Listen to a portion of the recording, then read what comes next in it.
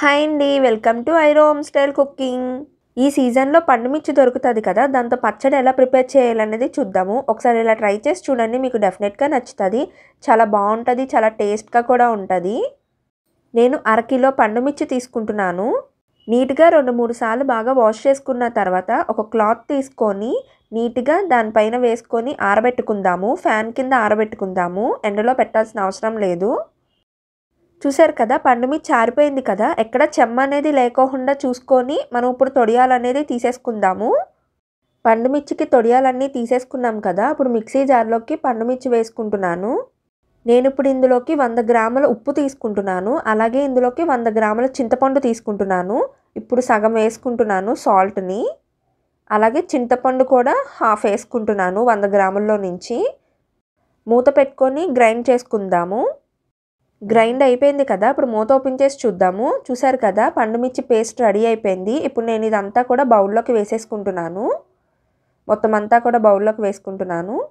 మిగిలిన పండుమిర్చి కూడా మిక్సీ జార్లో వేసుకొని గ్రైండ్ చేసుకుందాము. ఇందాక 100 గ్రాముల సాల్ట్ తీసుకుని సగమే వేసుకున్నాం కదా, మిగిలినది కూడా వేసుకుందాము. అలాగే 100 గ్రాముల చింతపండులో మిగిలిన చింతపండు కూడా వేసుకొని గ్రైండ్ చేసుకుందాము.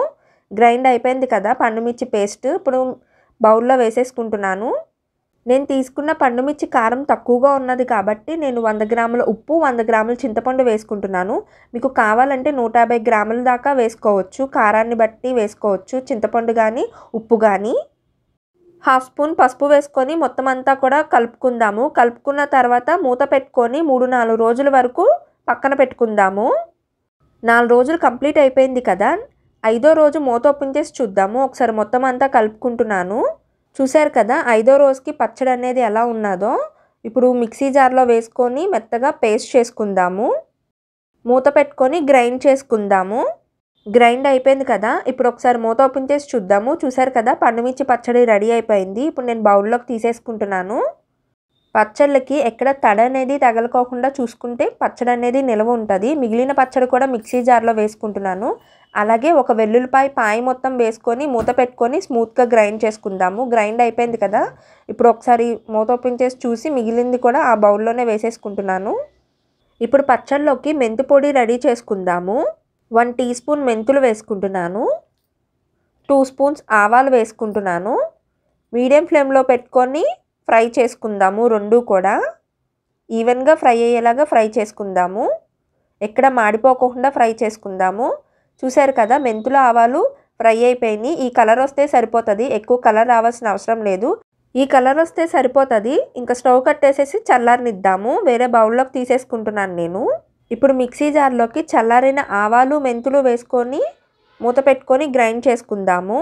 గ్రైండ్ అయిపోయింది కదా, ఇప్పుడు మూత ఓపెన్ చేసి చూద్దాము. చూశారు కదా, ఆవాలు మెంతుల పొడి రెడీ అయిపోయింది.